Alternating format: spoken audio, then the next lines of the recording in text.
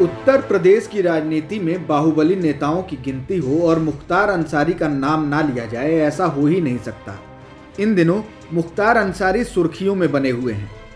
उत्तर प्रदेश सरकार और पंजाब सरकार के बीच इस बाहुबली नेता को लेकर कोल्ड वॉर चल रही है। उत्तर प्रदेश की योगी सरकार पंजाब के रोपड़ जेल में बंद मुख्तार को वापस लाना चाहती है। दूसरी तरफ पंजाब जेल प्रशासन इस बात की अनुमति देने में आनाकानी कर रहा है। बीते दिनों यूपी में मुख्तार के गुर्गों पर सरकार का पूरा फोकस रहा है। मुख्तार के सहयोगियों के अवैध कब्जों को निशाना बनाकर कई जगहों पर ध्वस्त कर दिया गया। ऐसे में चर्चाओं का बाजार गर्म है कि अगर मुख्तार अंसारी यूपी की किसी जेल में बंद होता है तो बाहुबली को पुलिस की ज़्यादा सख्ती झेलनी पड़ सकती है। इसी डर से वह पंजाब की जेल में रहना चाहता है।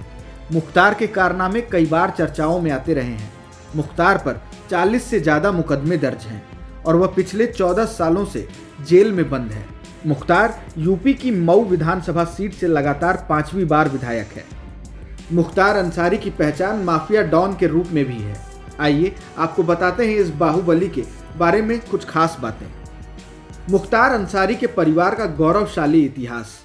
मुख्तार अंसारी के दादा डॉक्टर मुख्तार अहमद अंसारी स्वतंत्रता संग्राम आंदोलन के दौरान 1926-27 में इंडियन नेशनल कांग्रेस के अध्यक्ष रहे थे। खबरें तो यह भी आती रही हैं कि वे महात्मा गांधी के करीबियों में से एक थे। डॉक्टर मुख्तार अहमद अंसारी के नाम से दिल्ली में एक रोड भी है। अब बात करते हैं मुख्तार अंसारी के नाना की। ब्रिगेडियर उस्मान मुख्तार अंसारी बाहुबली मुख्तार अंसारी के नाना थे और उन्होंने साल 1947 की लड़ाई में भारतीय सेना की ओर से नवशेरा की लड़ाई में हिस्सा लिया और देश को जीत दिलाने के लिए शहीद भी हुए। उन्हें भारत सरकार द्वारा महावीर चक्र से सम्मानित किया गया था। भारत के पूर्व उपराष्ट्रपति हामिद अंसारी को कौन नहीं जानता। हामिद अंसारी से भी मुख्तार अंसारी का कनेक्शन है। हामिद अंसारी रिश्ते में मुख्तार के चाचा लगते हैं। वहीं मुख्तार के बेटे का नाम अब्बास अंसारी है। अब्बास शॉटगन शूटिंग के इंटरनेशनल खिलाड़ी हैं। वह शॉटगन शूटिंग में नेशनल चैंपियन भी रह चुके हैं। मुख्तार अंसारी पर चल रहे आपराधिक मुकदमों की कहानी बहुत लंबी है। इन आपराधिक घटनाओं से कई सारे किस्से जुड़े हुए हैं। मुख्तार का मुख्य रूप से मऊ, गाजीपुर, वाराणसी और जौनपुर में दबदबा माना जाता है। इन जिलों में ठेकेदारी, खनन, स्क्रैप, शराब और रेलवे ठेकेदारी में अंसारी का कब्जा माना जाता है। साल 1988 में पहली बार एक हत्या के मामले में मुख्तार अंसारी का नाम आया था, लेकिन पुलिस बाहुबली के खिलाफ कोई पुख्ता सबूत नहीं जुटा पाई थी। साल 2005 के अक्टूबर महीने में मऊ में दंगा हुआ था।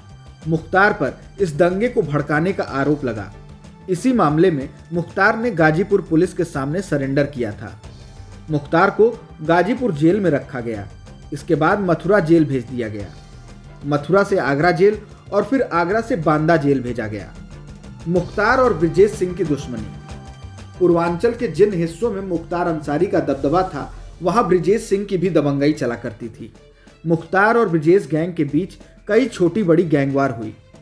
एक ऐसी ही गैंगवार में ब्रिजेश सिंह के मारे जाने की खबर आई, लेकिन कुछ सालों बाद ब्रिजेश सिंह को जिंदा पाया गया और साल 2008 में उड़ीसा से गिरफ्तार किया गया। अभी ब्रिजेश सिंह वाराणसी की जेल में बंद है। मुख्तार ने राजनीति में ऐसे रखा कदम। मुख्तार ने साल 1995 में राजनीति की दुनिया में कदम रखा और साल 1996 में मऊ विधानसभा सीट से विधायकी अपने नाम की। मुख्तार अंसारी ने साल 2007 में बहुजन समाज पार्टी यानी बसपा का दामन थाम लिया। बसपा प्रमुख मायावती ने मुख्तार को रॉबिन हुड के रूप में पेश किया था। मुख्तार ने बसपा के टिकट पर वाराणसी से 2009 में लोकसभा चुनाव में भाजपा के मुरली मनोहर जोशी के खिलाफ ताल ठोकी, जहां बाहुबली को हार का सामना करना पड़ा। साल 2010 में अंसारी बंधुओं यानी मुख्तार और अफजल अंसारी को बसपा से निष्कासित कर दिया गया। इसके बाद तीनों अंसारी भाइयों मुख्तार, अफजल और सिबकतुल्ला ने साल 2010 में कौमी एकता दल नाम से राजनीतिक पार्टी का गठन किया।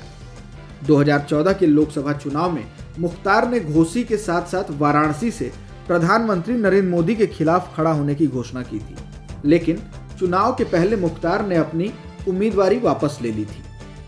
फिलहाल इस वीडियो में इतना ही। अगर कोई सवाल और सुझाव है तो हमें कमेंट बॉक्स में जरूर बताएं। देश और दुनिया की ताज़ा तरीन खबरों की अपडेट्स के लिए हमारे चैनल लोकमत हिंदी को सब्सक्राइब करना ना भूलें। अगर आप ये वीडियो फेसबुक पर देख रहे हैं तो हमारे पेज को फॉलो ज़रूर कर लीजिए।